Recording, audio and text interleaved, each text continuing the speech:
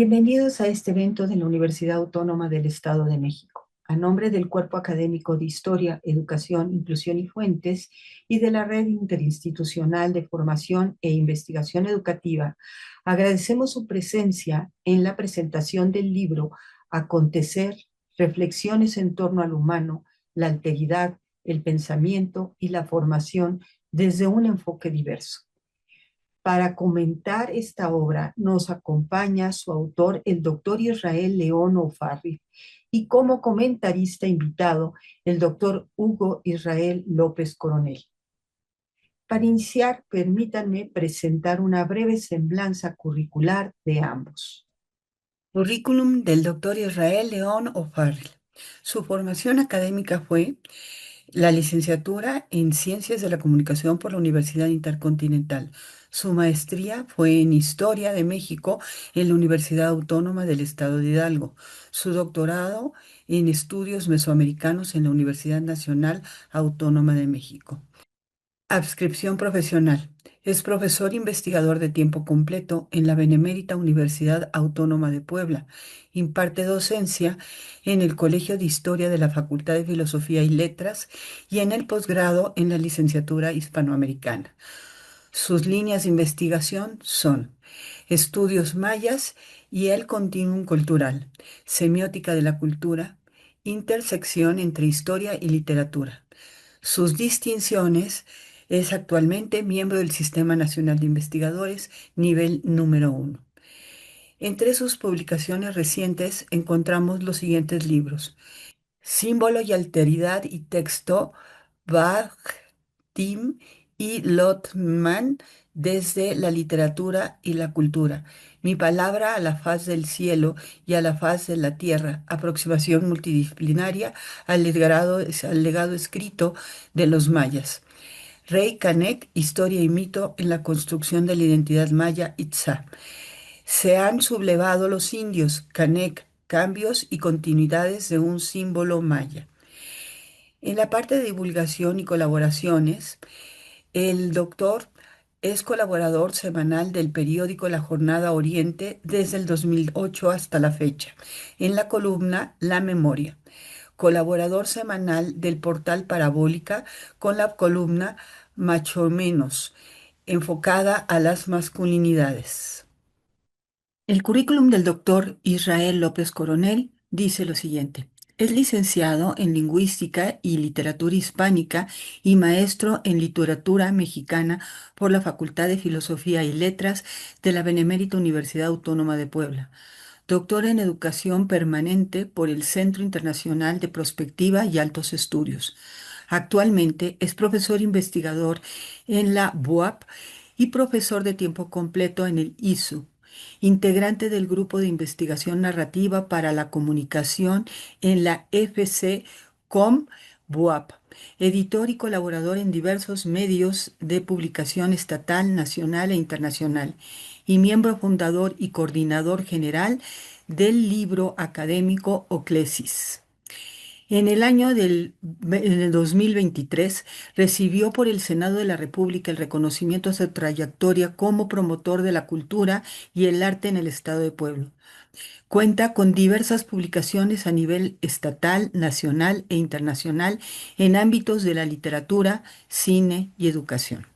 La sesión se desarrollará de la siguiente manera: 20 minutos para la exposición del doctor Israel León O'Farrill, 20 minutos para los comentarios a cargo del doctor Hugo Israel López Coronel, 10 minutos destinados para preguntas o comentarios por parte del público.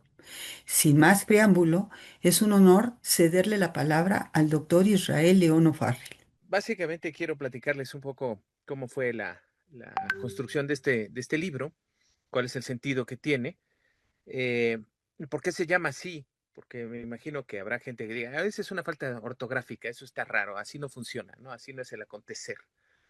Y tiene que ver con una cita que encontré en uno de los textos que hace Tatiana Bubnova, que fue una traductora muy importante de Mijail Bakhtin, acá en México. Y en uno de sus libros ella narra pues de qué trata la filosofía del ser de Mijail Bakhtin y ella lo plantea como esta especie de acontecer, que es un ser. Voy a leer un poquito esto, lo que ella nos dice, ¿no? En palabras de Tatiana Bubnova, al explicar la voz, el sentido y el diálogo en Bakhtin, un acontecer, es decir, lo que sucede entre nosotros, entre el tú y el yo, es un acontecimiento del ser, un acontecer, un suceso dinámico, abierto, que tiene carácter de interrogación y respuesta a la vez, y una proyección ontológica, el acontecimiento del ser, ser juntos en el ser, ¿sí? Y esto creo que es sumamente importante y bueno, pues las reflexiones a las que más o menos llegué a partir de este texto, o por lo cual quise iniciar este proyecto, tenía que ver con que me encontré en diferentes notas periodísticas a lo largo de varios años. He estado revisando pues, temas relacionados con la historia de la humanidad y ya concretamente con la historia de Mesoamérica, que es uno de los cursos que imparto acá en la Benemérita Universidad Autónoma de Puebla y en la Facultad de Filosofía y Letras, en el Colegio de Historia. Y bueno, pues me ha interesado sobremanera esta manera en que hemos catalogado, eh, para empezar, esta diferencia entre quién es ser humano y quién no lo es, hablando primero de estas especies, por ejemplo, entre el Homo sapiens, el Neandertal, los denisovanos y muchas otras especies que han habitado este planeta, y cómo se ha planteado que el mundo es androcéntrico, es decir, bueno, en principio antropocéntrico, es decir, es primero el hombre como especie, eh, el, el ser mágico de la creación, no solamente a nivel religioso, sino también desde la ciencia, una nueva religión que podríamos decir que existe el día de hoy. Y por otro lado, también en términos del hombre, el hombre como género, como el gran sujeto de la creación por sobre todas las demás orientaciones y demás que puedan existir en este planeta. Entonces, me parecía que era fundamental empezar ya a torpedear todo esta visión totalmente eurocéntrica en principio, con respecto a la humanidad y concretamente qué significa ser humano. Entonces, abordo desde múltiples perspectivas esto. Hay que decirlo, no me metí en filosofía. Yo respeto mucho ese trabajo de los filósofos. Obviamente no va por allá. Mi enfoque es más histórico-cultural. Desde esa perspectiva estuve trabajando qué entendemos por ser y, por supuesto, cómo podemos visualizar eh, desde las diferentes épocas este sentido. Y aquí viene otra cosa más que hay que añadir, que en esa misma lógica de la constitución del ser, y entendiendo con un enfoque claramente decolonial, que Europa es quien ha determinado cuáles son los destinos de la historia universal y por supuesto Europa ha determinado qué es civilización y qué no lo es, qué es civilización y qué es barbarie, y que va a jerarquizar pues sociedades de primer nivel, sociedades de segundo nivel, sociedades de tercer nivel, los famosos, lo que podemos traducir el día de hoy con primero y tercer mundo. El segundo mundo parece que tenía que ver con la Unión Soviética y sus agremiados, pero en realidad a mí eso me ha parecido una de las cosas más ridículas que hay. Primero y tercero, ¿dónde está el segundo, no?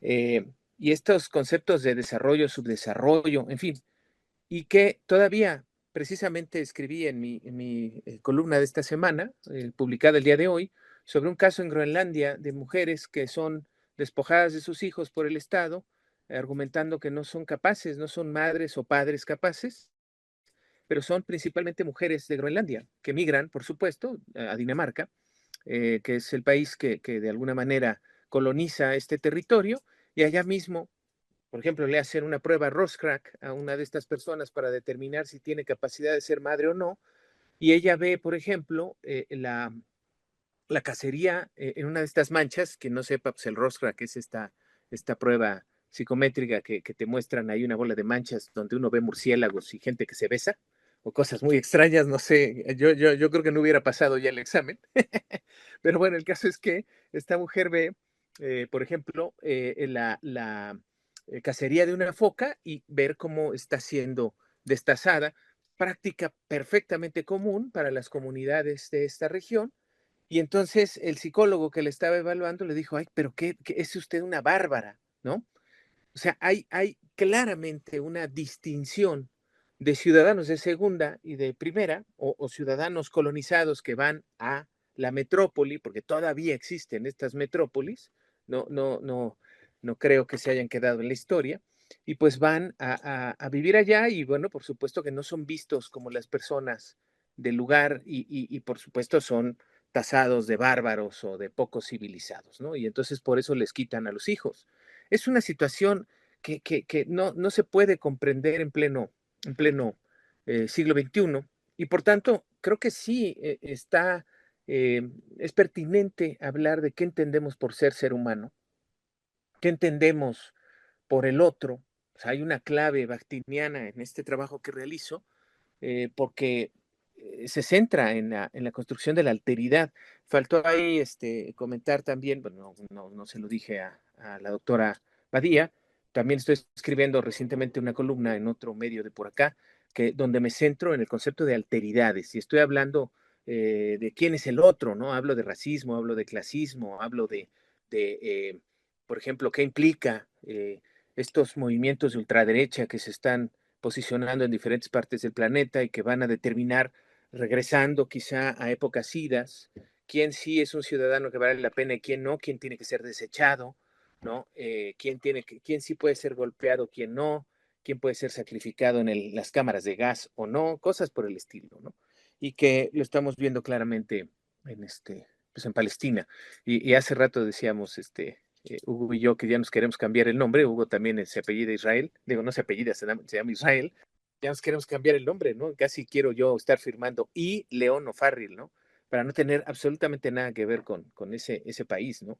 Entonces, creo que es muy pertinente ponernos a discutir sobre este tema, independientemente si es en un término ontológico, ¿no? Si nos vamos a meter en temas nociológicos, como quieran verlo ustedes, pero esto es algo que se tiene que discutir. Si lo vamos a ver desde una perspectiva histórica, creo que eso es muy importante hacerlo y establecer al menos dos espacios. Primero, ¿dónde nos han ubicado a nosotros como personas? ¿Sí? Hace rato estaba viendo el inicio de una conferencia, no lo vi del todo, necesito revisarlo porque la voy a criticar, donde una historiadora mexicana dice que es un absurdo pensar que México que Nueva España era una colonia. No, es un virreinato, ¿no? Cuando en realidad, independiente, llámele como le llamen, las relaciones que se establecieron fueron de colonizador y colonizado. Tan simple como eso, ¿sí? Yo pregunto, una persona como esa, ¿cuántos virreyes indígenas tuvo la Nueva España? ¿Cuántos arzobispos primados tlaxcaltecas tuvo? Y tlaxcaltecas porque se supone que eran los grandes aliados, ¿no? ¿Cuántos tlaxcaltecas fueron arzobispos primados o virreyes? Dejémonos de eufemismos, dejémonos de hispanofilias y lo que implica, ¿no? Y démosle lugar a un proceso violento de conquista y de colonización que nos va a insertar una serie de dinámicas que nos hacen ser precisamente seres y sujetos colonizados hasta el día de hoy. Y esa es la primera reflexión que tenemos que hacer. ¿Cómo nos han colocado a nosotros? Y luego, y eso creo que es también sumamente importante, cómo nos colocamos nosotros frente a estas realidades. Y asumiendo algo que dice, bueno, decía, porque ya se petateó, ya se murió, Hugo Semmelmann, un gran investigador chileno que estuvo proponiendo una metodología de investigación sumamente interesante que pone en el centro del debate al sujeto, el sujeto histórico. Es ese que está consciente que pertenece a un momento histórico determinado, que lo comprende y actúa en consecuencia. Entonces, entendiendo esta dinámica, ¿cómo nos colocamos nosotros como sujetos históricos frente, por un lado, a esa colocación que nos dieron como seres humanos de segunda, de tercera, de cuarta, como sea, y a su vez, cómo me coloco yo como persona construida, deconstruida, como ustedes quieran verlo, frente a esa dinámica? Y esa dinámica que hay que, es justo decirlo, y en buena medida lo planteo en varios de las reflexiones que coloco en este libro, en buena medida son dinámicas raciales, de clase, ¿sí? Indudablemente patriarcales, ajá, y que esto va a construir las relaciones humanas que tenemos primero entre nosotros y por supuesto para con los vecinos o con aquellos que veamos y bueno, esos vecinos incómodos que siempre tendremos, que son los gringos, y siempre frente a ese otro que pretendidamente es superior, pero que además nosotros lo vemos de esa manera. Entonces, de alguna manera es necesario ponernos ya a discutir estos temas y ofrezco este texto como una posibilidad de hacerlo. No deja de ser un punto de partida, quizá habrá algunas de las reflexiones que se encuentren ahí que sean enteramente criticables, que por supuesto que no le parecerá a mucha gente. Quiero decir que algunas de mis columnas han molestado a amigos y a familia, así me lo han dicho, ¿no? Oye, me gustan tus videos, porque ahora he estado haciendo videos también para esa columna de alteridades. Lo que no me gusta es lo que dices, ¿no?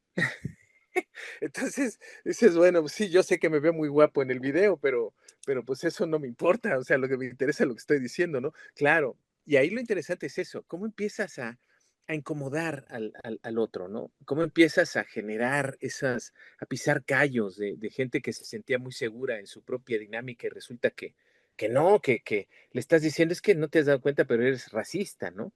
O eres un macho de lo peor, tienes una bola deja tú micromachismos, macromachismos, ¿no? Y no te los habían dicho en la cara, pero pues ahí los tienes, ¿no?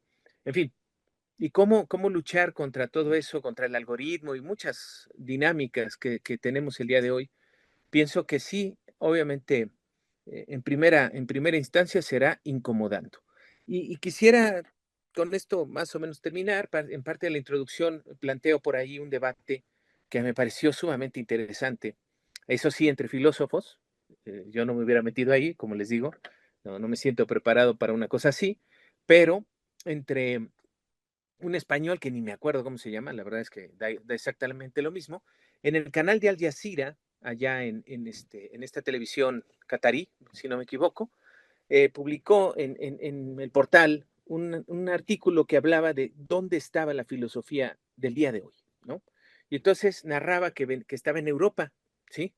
Y nos habla de varios autores, entre ellos, pues, el famoso Zizek, ¿no? Que está muy de moda y que daba conferencias este, en el COVID, encuerado y cosas por el estilo. Bueno, este cuate está uno de los grandes filósofos. Habla de Byung-Chul Han, por supuesto, este premio de Asturias ahora de no sé qué. Y dice, y por ahí en América Latina seguramente hay alguien, y en Asia habrá alguien más, así, ¿no? Entonces le contesta un cuate que se llama Dabashi, que es un iraní, y dice, oye, perdón, pero nosotros pensamos. Y surge un libro que se llama Pueden pensar los no europeos, a raíz de otro más que se escribió años atrás, que decía, pueden pensar los asiáticos. Y entonces se le suma Walter Miñolo, uno de estos pensadores decoloniales argentino, a todo este debate y total acaban ahí mentándose la madre Zizek y Walter Miñolo en toda esta discusión. Pero es esta la dinámica. Imagínense, el latinoamericano puede pensar o no puede pensar. Y esto nos lleva a otros debates, porque si tú no puedes pensar, entonces no eres un ser o un sujeto racional. Entonces, ¿qué quiere decir que somos? Somos, les repito, ciudadanos, personas de este mundo de segunda, ¿no? Pero por otro lado, y esto ya es una crítica directa a la academia, y cierro ese libro con un par de reflexiones con respecto a un paro que tuvimos en la universidad bastante serio durante varios meses, y que, bueno, no fueron varios meses, creo que fue un mes y medio más o menos, ya me estoy azotando ahí durísimo. Ustedes han tenido otras dinámicas ahí medio feas.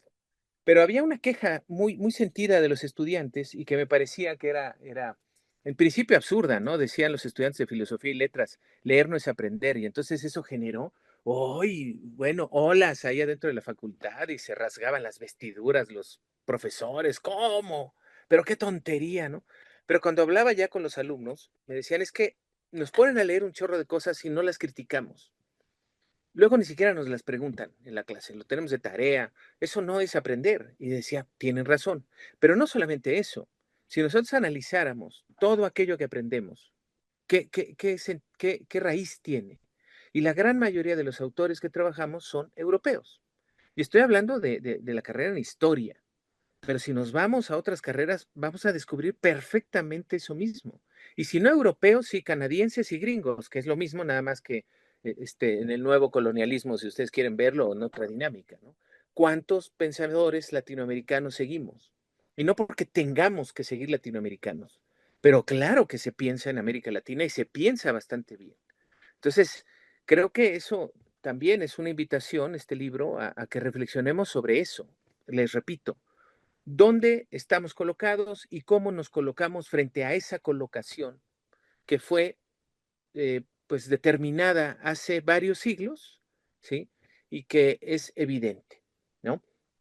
Obviamente, nada más ya me voy a callar porque yo qué, pero aquí hago una última reflexión eh, y que me ha resultado muy interesante porque he estado trabajando con mis alumnos, tanto de Mesoamérica como en una prepa que doy clases también de la UAP, en la película de Batman Azteca.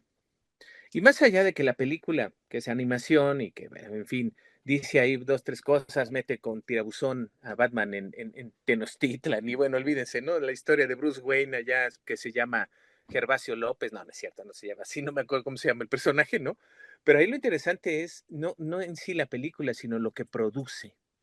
Y ese prurito constante que ha generado en España me ha dado mucha risa. La verdad es que me parece muy divertida esa la reacción que produce y sobre todo en un momento, les repito, en que las ultraderechas y sobre todo esas ultraderechas fascistoides imperialistas que representa, por ejemplo, el partido Vox en España, pues claramente se ven afectadas. Y bueno, y sus voceros aquí de medio cachete, Zunzunegui y demás personajes ahí nefastísimos que da México, ahí hispanófilos de lo peor, ¿no? Youtuberos de cuarta, que están sumándose a este debate. Entonces, vale la pena no necesariamente ver la película, sino obviamente ver toda la discusión que se puede generar a partir de eso, ¿no? En fin, quien quiera revisar este texto, pues obviamente encontrará reflexiones en este sentido. También qué significa ser hombre, qué significa ser hombre. Hombre me refiero como género, como en un sentido ya de masculinidad, y todo lo que implica eso, ¿no? Y cómo nos relacionamos en general con eso y el género. En fin, hago varias reflexiones ahí y que, bueno, pues la invitación está para que le echen un ojo y lo comenten y me critiquen y digan esto sí, esto no, vayan ustedes a saber. El chiste es generar debate y que se pueda, eh, pues, trabajar. En fin, ya me callo yo y lo dejo ahí con ustedes. Les agradezco mucho el espacio y, por supuesto, Isabel, muchas gracias porque nos permites, además que es la primera presentación de esto. Todavía ni siquiera tengo el libro. O sea, ya está en la facultad, pero no he tenido la posibilidad de tenerlo en las manos. Pero bueno, pues ya está por ahí y estará por venderse y todo lo que implica, ¿no? Pero bueno, ya me callo. Agradecemos al doctor O'Farrill su brillante exposición. Ahora daremos la palabra al doctor Hugo Israel López Coronel para sus comentarios. ¿Qué tal? Muy buenas tardes. Bueno, yo soy Hugo Israel López Coronel y para mí es un gusto acompañar al doctor Israel en esta presentación. Agradezco mucho la deferencia para estar con ustedes y a quienes, por supuesto, nos permiten este espacio para dialogar. Yo hice algunas anotaciones, un pequeño texto, y si me permiten, lo vamos comentando. Parto de una pregunta. ¿Qué nos hace humanos? Pregunta que no es mía, sino es tomada precisamente de este libro, ¿no? Esta pregunta, aparentemente sencilla, esconde siglos de imposiciones, jerarquías y exclusiones. Acontecer es una obra que desarticula las certezas que la ciencia y la academia dominante han construido sobre lo humano, lo civilizado, el pensamiento y la formación académica o no académica. Israel León O'Farrill nos invita en este sentido a un viaje intelectual que comienza en las cavernas neandertales de hace unos 100.000 años quizá y llega hasta las aulas universitarias del presente, cuestionando en cada página los fundamentos mismos de lo que creíamos saber. Este libro nace de un hallazgo tras otro, homínidos desconocidos que nos obligan a reevaluar la inteligencia, rituales antiquísimos en cuevas, arte neandertal que revoluciona nuestra comprensión precisamente de la experiencia humana, mujeres cazadoras confundidas sistemáticamente con hombres por investigadores e investigadoras quizá, que proyectaron sus prejuicios de género sobre el pasado, evidencia del poblamiento americano que podría extenderse hasta 50.000 años antes de nuestra era común, desafiando las teorías dominantes. Como señala el propio León O'Farrill, y abro cita, la constante en todas estas notas es que cuestionan el saber conocido hasta hace unos años, que ya se había convertido en verdad incontrovertible. Fin de cita. Pero entonces surge otra pregunta. ¿Acaso es desmontar la supremacía del sapiens, del Homo sapiens, del sapiens Homo? Durante siglos, primero la religión y luego la ciencia, encumbraron al Homo sapiens como, y abro cita, el centro de la creación y el máximo estadio evolutivo. Fin de cita. Se estableció que solo el sapiens era capaz de todo aquello que, cito, alguien determinó que significaba eso de ser humano. Fin de cita. Elaborar herramientas, crear arte rupestre, concebir rituales. Esta narrativa sirvió de fundamento para jerarquizar no solo las especies, sino sociedades enteras.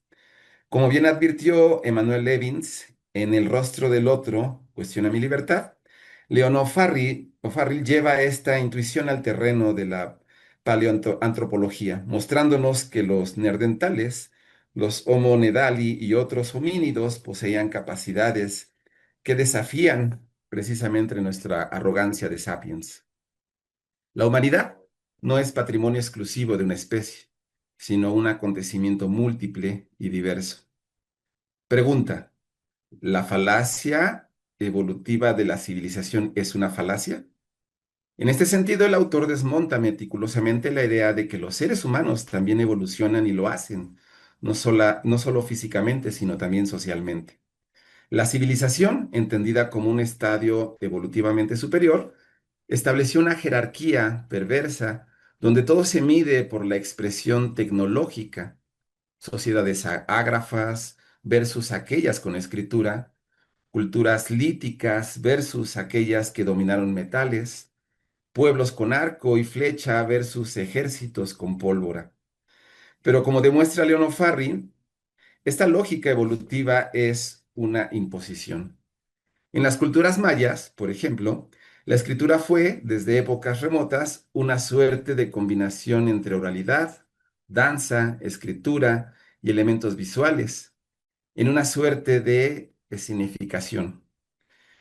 En la zona andina, los quipus representan un intrincado sistema de comunicación que entrelaza los colores con la colocación de los nudos y su número.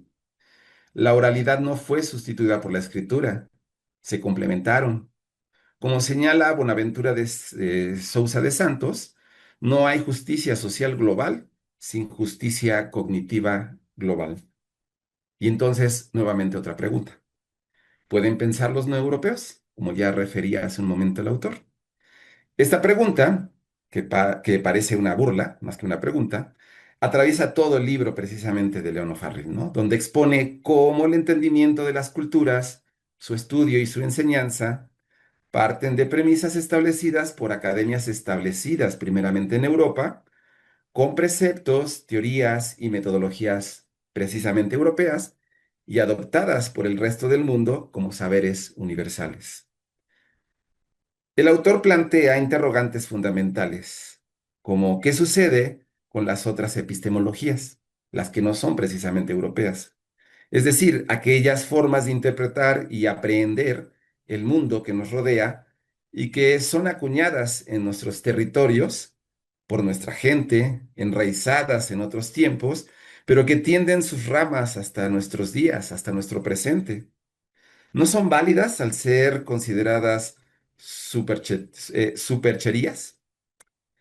En este sentido, como afirma Carlos Lekondorf en su estudio sobre lo tojolobal, cito, nosotros somos porque estamos en relación, y ahí es donde León O'Farrill reivindica precisamente esa relacionalidad, esa pluralidad epistémica que la academia eurocéntrica ha desdeñado como superstición. mientras proclama una objetividad científica que definitivamente no existe y mucho menos en las investigaciones sociales y humanísticas. ¿Es acaso el acontecer una filosofía del ser compartido? El título de este libro condensa precisamente su propuesta más radical. Retomando a Tatiana Buenova en su lectura de Bakhtin, León O'Farrill nos presenta el concepto de acontecer, lo que sucede entre nosotros, entre el tú y el yo, es precisamente un acontecimiento del ser, un ser juntos en el ser. Como escribió Enrique Dussel, perdón, el otro es el origen de toda liberación, que para León O'Farrill, en esta cita, la experiencia de ser va íntimamente ligada a la existencia de alguien más, a esos otros, a otras, a otros, y se da en el presente como un acontecimiento compartido. Entonces, el ser no es individual, sino colectivo, dialógico, histórico. Es, siguiendo la idea de Hugo Selmerman, la colocación ante lo indeterminado. Es aquello, algo que se constituye cotidianamente, pero que se entrelaza precisamente con el pasado. El autor afirma con contundencia, somos nuestro pasado precolonial, claro, y el colonial también, pero somos mucho más y podemos ser más todavía si logramos comprender los maravillosos alcances de ese acontecer. La idea de colonizar la universidad y la enseñanza, y ahí podríamos establecer un buen diálogo, precisamente. En los capítulos finales de esta obra constituyen una crítica demoledora, perdón, a las instituciones educativas, donde León O'Farrill cuestiona las disciplinas aisladas y propone un cambio de paradigma donde se exploren los fenómenos sociales, culturales, humanos, desde una perspectiva integral, multi y transdisciplinaria. En la idea de Paulo Freire, la educación verdadera es praxis, reflexión y acción del hombre sobre el mundo para transformarlo, que precisamente encarna en este libro esa praxis al proponer que el conocimiento debe estar sujeto a las realidades locales y regionales, dando énfasis en el pensamiento y la expresión cultural, tanto de las poblaciones a estudiar y comprender, como de nosotros como personas que viven esos espacios. El autor rechaza la pretendida objetividad del investigador como mero observador y reivindica nuestra condición de sujetos históricos que conocen, comprenden y actúan su realidad, siendo protagonistas de su propia existencia. También nos invita a desterrar frases como ese tema no es la comunicación o la historia o la ciencia o la antropología o cualquier otra área del conocimiento. Y adoptar una actitud de apertura. Vaya, qué interesante, ¿no? Veámoslo en este sentido. Acontecer, ¿a qué nos enfrenta? Por una parte, a la idea del respeto al pensamiento del otro, de la otra, del otro, quien con su existencia me afirma como persona, quien con su pensamiento me identifica, quien con sus expresiones me refresca, no importa si se trata de un alumno, de un compañero, de un profesor, de un vecino, de quien sea, o bien de una señora que no manufactura memelas o un tzotzil de San Andrés Larraizar, Chiapas. Estas reflexiones, publicadas originalmente en la columna Memoria del Diario de la Jornada de Oriente y en el portal Parabólica, pretenden abonar al debate en torno a aquello que históricamente nos ha hecho ser seres humanos, atendiendo sin duda a los márgenes, a las periferias y a todo aquello que se encuentra en esa tierra ignota, que es aquello que no ha sido debidamente sancionado por la ciencia dominante. Israel O'Farrill nos invita a leer como con mente abierta y con el deseo de reflexionar, cavilar, cuestionarnos y discutirnos abiertamente, sin tapujos, pero eso sí, a disfrutar y a disfrutarse en ese acontecer. Porque como nos recuerda Bakhtin, en el ser no hay coartada. Somos responsables, o quizá a veces irresponsables, de nuestro pensamiento, de nuestras acciones, de nuestro ser con otros. Acontecer es una lectura imprescindible para educadores, historiadores, antropólogos, literatos, comunicólogos, y agreguemos los términos as, y para todo aquel que se atreva a cuestionar los fundamentos de nuestra civilización. Es un libro que nos confronta, quizá nos incomode, o quizá finalmente nos libere. Es una invitación a pensar desde nuestros territorios, desde nuestras propias epistemologías, desde ese acontecer que nos hace plenamente humanos. Entonces, este libro Acontecer, pues es un libro que acontece, que nos descoloniza y que nos invita a mirar de otro modo. Muchas gracias, Israel, por esta obra. Muchísimas gracias por la oportunidad de estar contigo y con ustedes. Y pues mucho éxito en este proceso. Muchas gracias. Bueno, en primer lugar, felicito a ambos, tanto al autor como a nuestro comentarista el día de hoy, que esta sesión es sobre todo una invitación a la lectura, una invitación a la lectura de esta obra de Acontecer, pero también una invitación que se abre paso a través de la provocación de dudar, de la duda, de preguntarnos, en ese historial de esta evolución que ha tenido el ser humano también, preguntarnos, y creo que nuestro autor hace mucho énfasis en lo individual, pero también cómo esto individual permea en lo colectivo.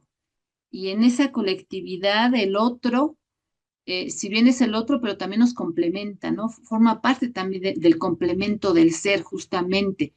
Esa lucha de contrario muchas veces más bien es ese complemento.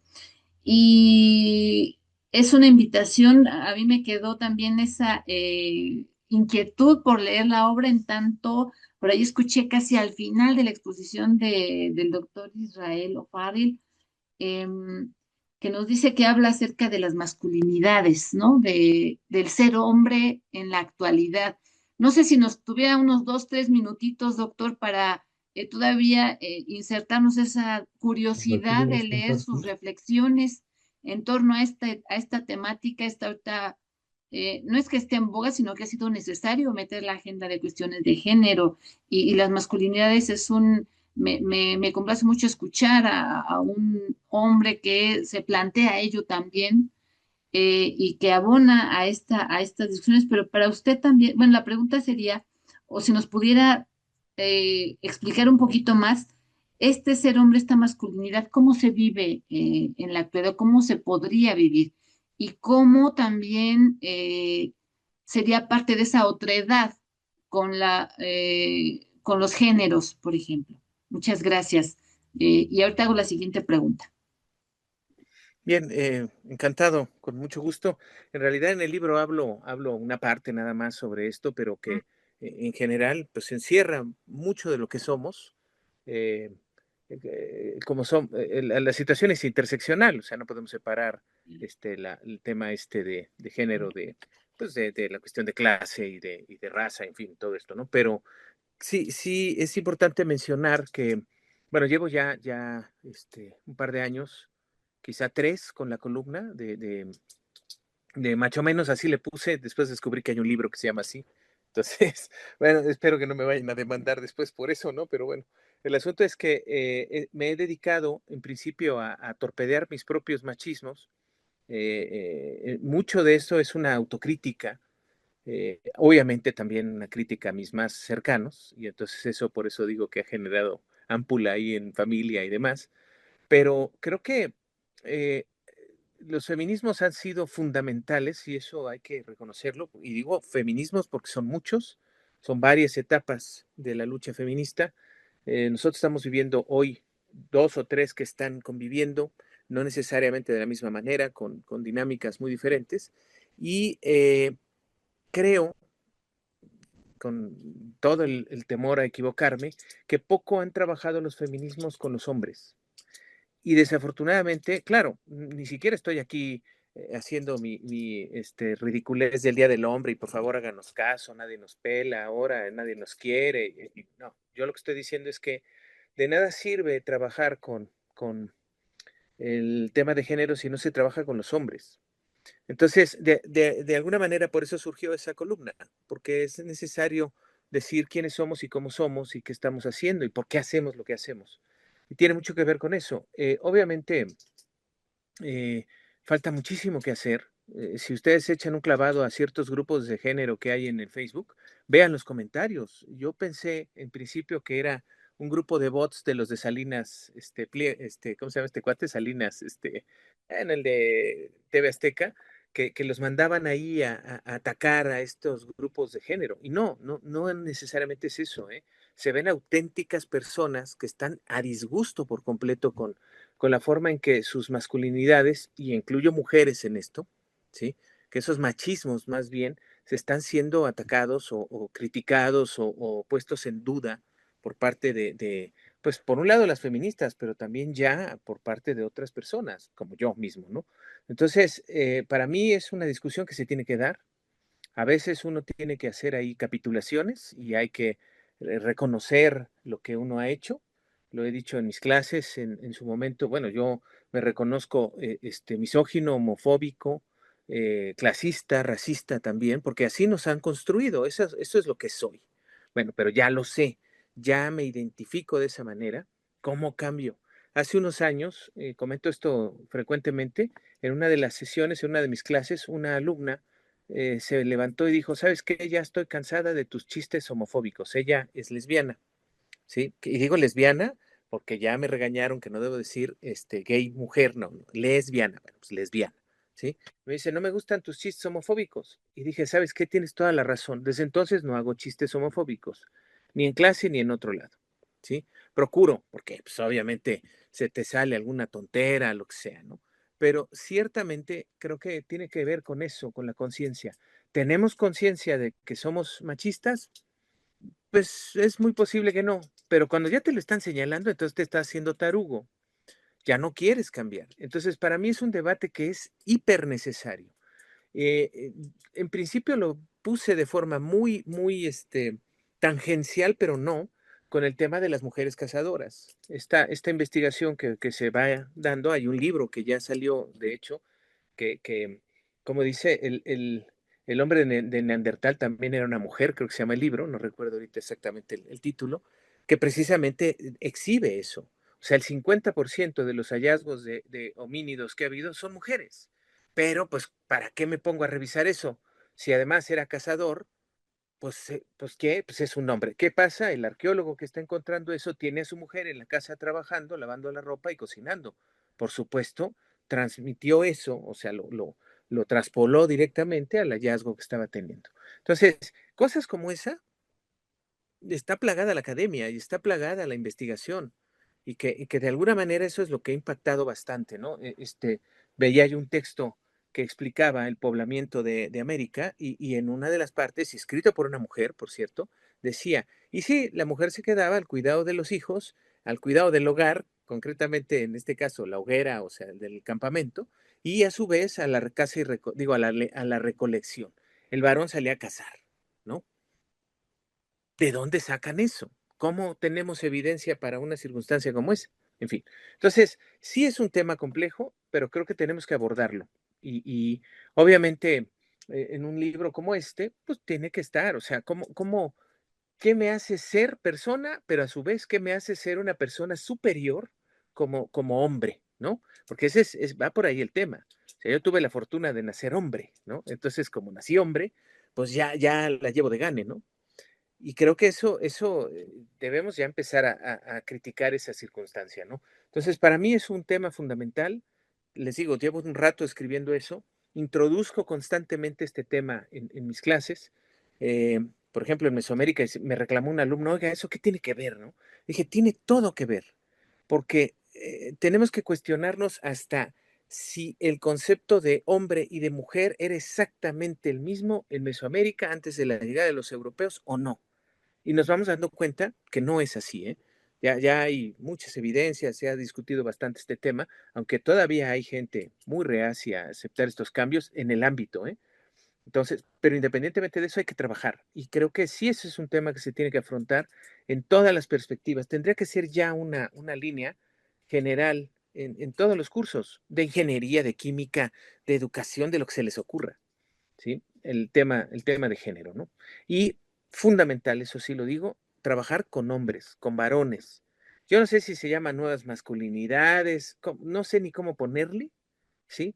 Pero hay que trabajar con los hombres, porque de lo contrario no va a funcionar esto. O sea, seguimos perpetuando este ciclo y no va a terminar. Al contrario, de hecho se está fortaleciendo con todos estos contenidos incel y de la machósfera famosa, ¿sí? Y no estamos haciendo absolutamente nada para evitarlo.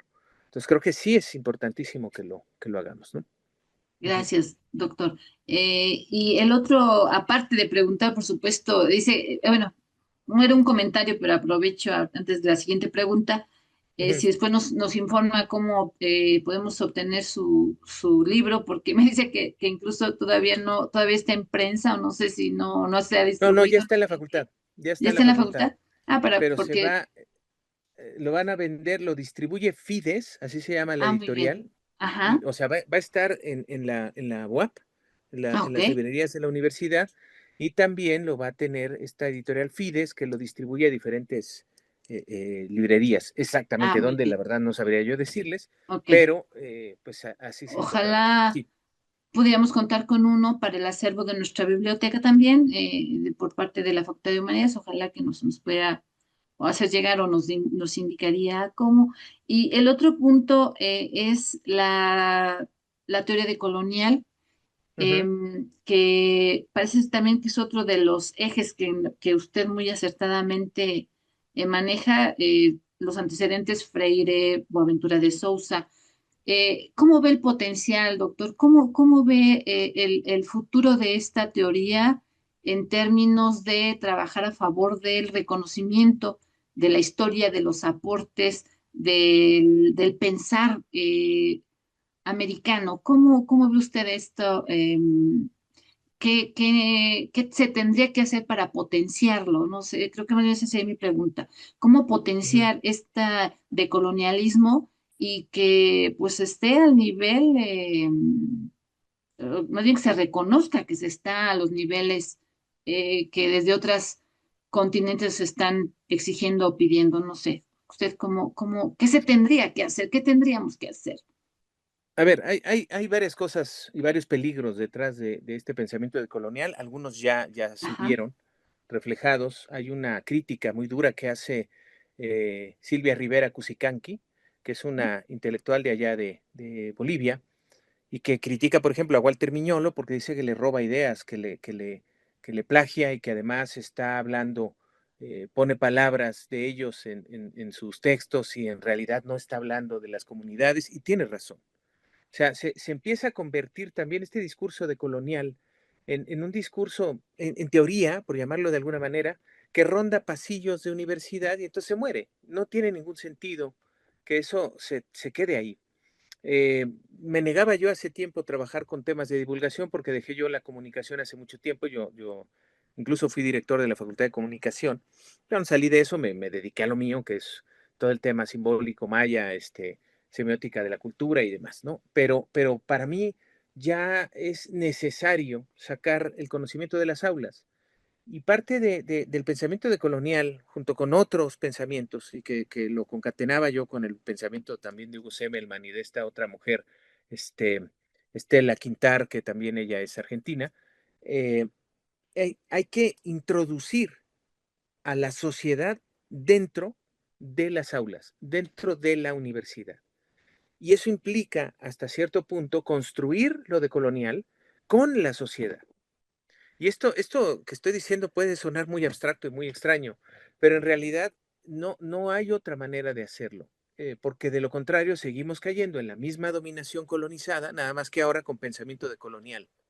Entonces, ¿qué sucede?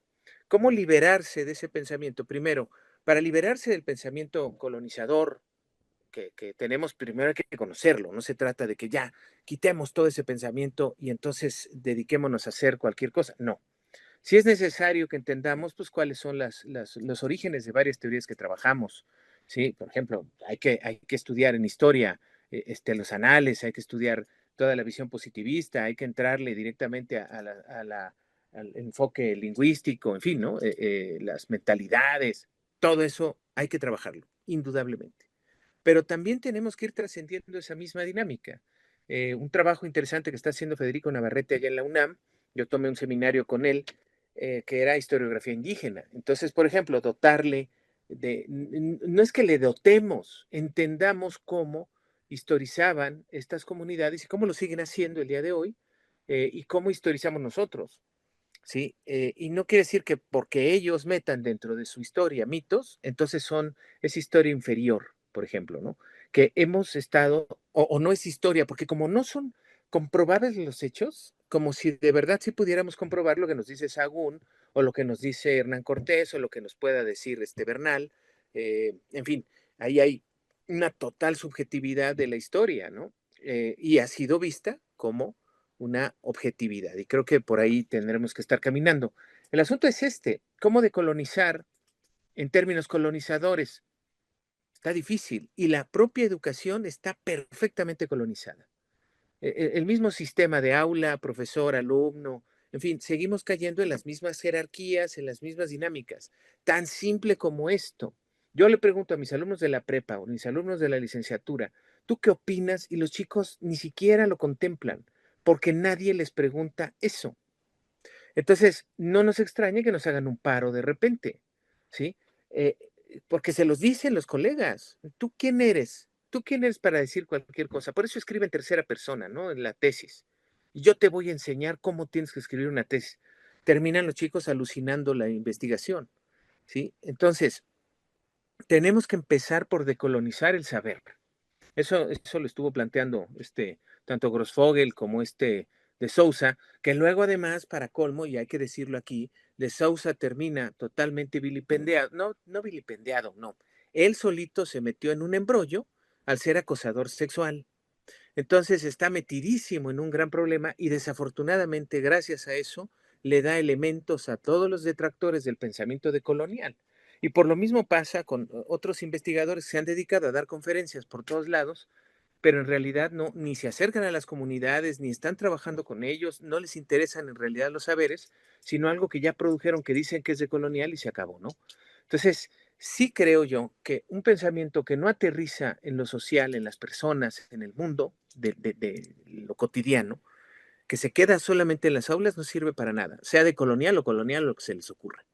Entonces, ese es un problema que estamos enfrentando, y que creo que vale la pena sacarlo de ahí. Hay una mujer que vale mucho la pena que revisen, que es esta Rita Segato, que no solamente trabaja el feminismo, ella trabaja con varones precisamente.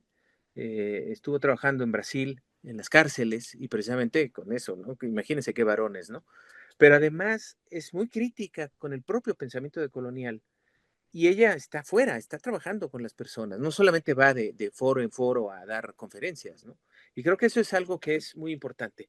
Sí se requiere alguien que diga, esto es el pensamiento decolonial, como lo hizo Dussel durante muchos años, y que lo siguieron haciendo Miñolo y este otro, Grossfogel. eh, pero, por ejemplo, lo que hacía este Aníbal Quijano, que a mí me parece que es muy, muy importante, es una base clara de este pensamiento decolonial, y cómo acercar eso a las personas. Cómo hablar de decolonidad, por ejemplo, con tu vecino, ¿sí?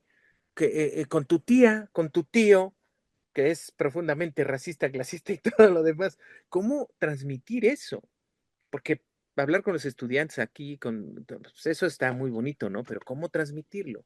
Entonces, hay muchos retos que tenemos que trabajar, y eso nos lleva, por ejemplo, a la multidisciplina, que la comunicación se ponga a trabajar con todas las demás humanidades para transmitir este pensamiento, que baje desde su nube ahora digital y están perdidos por ahí creando contenidos para TikTok, si yo qué sé, y les importa un rábano a la gente. No, no, a ver, vente y trabaja con las personas, que los historiadores, antropólogos, educadores, todo el mundo se deje que los apoye en las otras disciplinas, que comprendan eso, ¿sí? Frecuentemente me encuentro, es que eso, me dice una amiga, una compañera antropóloga con la que tenemos ahí un cuerpo académico, oye, pero yo no voy a trabajar historia. Y yo pues, le digo, yo tampoco, ¿no? O sea, yo no trabajo propiamente así, yo trabajo muchas áreas, ¿no? ¿Cómo poner en diálogo a las disciplinas? Eso también me parece que es fundamental y pocas personas lo entienden, ¿sí? Encuentro más enlaces entre física, química y biología en el Instituto de Ciencias de la universidad que entre las humanidades, donde podría haber enlaces clarísimos. Entonces, mientras no nos quitemos esos yugos que nos han puesto a nivel disciplinar, esto no va a avanzar de ninguna manera. Porque en serio, como diría Foucault, ¿no? Es un disciplinamiento clarísimo, en términos directos. Tú te educaste de tal cosa y eso es lo que tienes, ¿no? Y vas a comer, cenar, eso mismo y de ahí no te vas a salir, ¿no? Entonces yo creo que eh, el pensamiento colonial tiene mucha potencia, es un pensamiento que me parece que es muy importante, pero tenemos que sacarlo de las aulas y hay que traducirlo al presente. ¿Sí? Y ese presente nos demanda muchas dinámicas que implica, por ejemplo, y eso me acuerdo en un foro, un chat que tenemos ahí entre profesores que se pitorreaban de los alumnos porque usaban la bandera de un anime, decían, ¿no? Dije, aguas, porque es la bandera de One Piece y no es que lo estén usando nuestros estudiantes, es un movimiento juvenil y que ahora se quisieron colgar dos, tres cuates en eso de la marcha de la generación Z, pero que tiene un trasfondo muy importante que para nosotros a lo mejor, como mi gran santón era el Che Guevara y Fidel Castro, eso me parece absurdo. Bueno, esas fueron tus luchas, pero las de los chicos de hoy, ¿cuáles son? ¿Y cuáles son sus símbolos? Es que no me interesa porque los míos son los de veras. Entonces, no hay diálogo, no se establece absolutamente nada. A eso es a lo que me refiero con decolonizarnos. Incluso implicaría que nosotros empecemos a renunciar a lo que sabemos. Obviamente implica dejar de ser un petulante, dejar de ser un académico, dime doctor, porque mi trabajo me costó y yo soy súper acá, ¿no? Y levitar a 10 centímetros del piso en las aulas, en los pasillos. ¿Eso qué sentido tiene, no? Entonces, híjole, creo que sí necesitamos mucha más humildad para poder transmitir ese pensamiento de colonial. Yo Pero creo bueno, en que fin, ya me estoy nos azotando está aquí dejando durísimo. muchas tareas, doctor.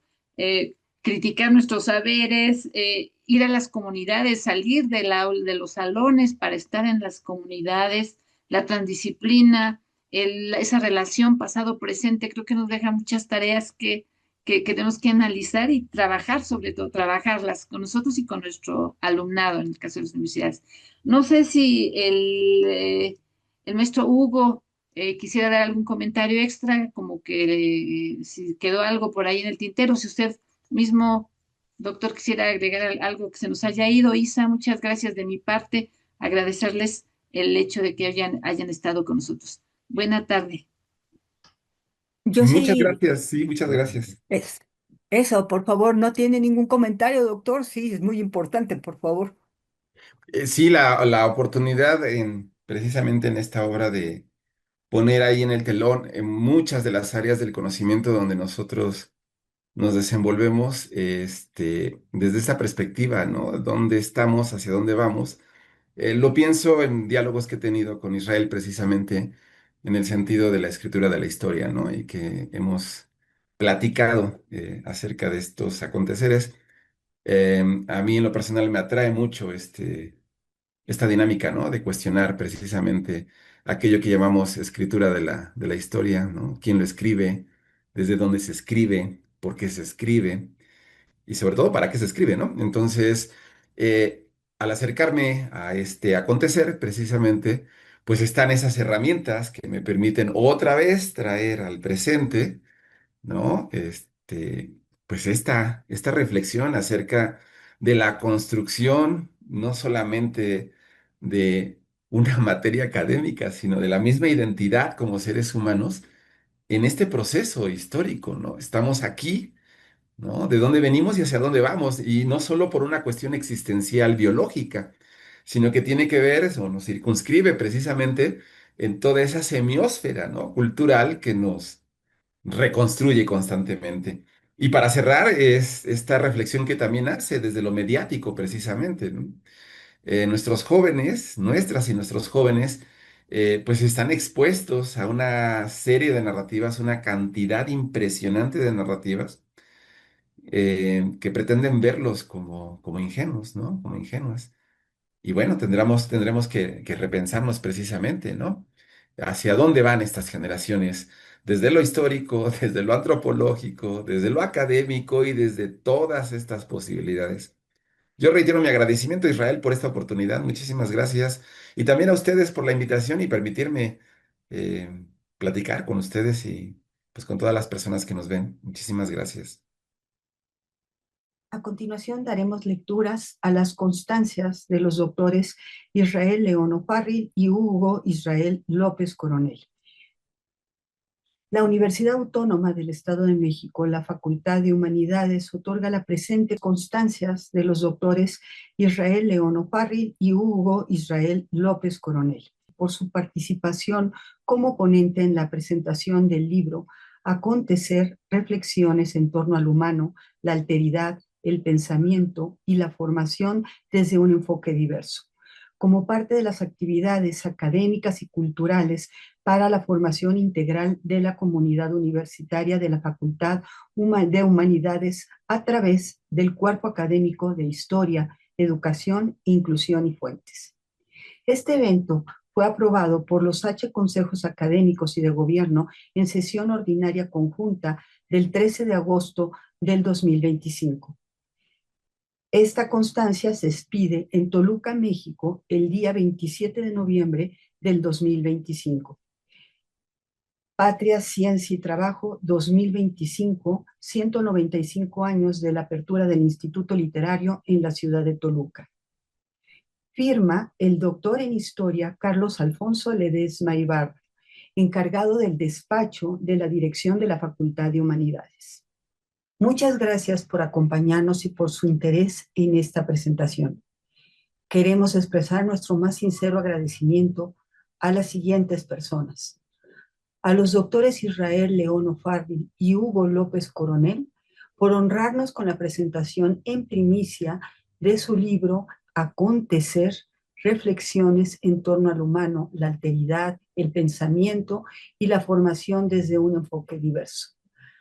Al doctor Carlos Ledesma Ibarra por ser el encargado del despacho de la Facultad de Humanidades de la Universidad Autónoma del Estado de México por su apoyo incondicional, y a todos los asistentes que con su presencia dan sentido al trabajo de la Red Interinstitucional de Formación e Investigación Educativa.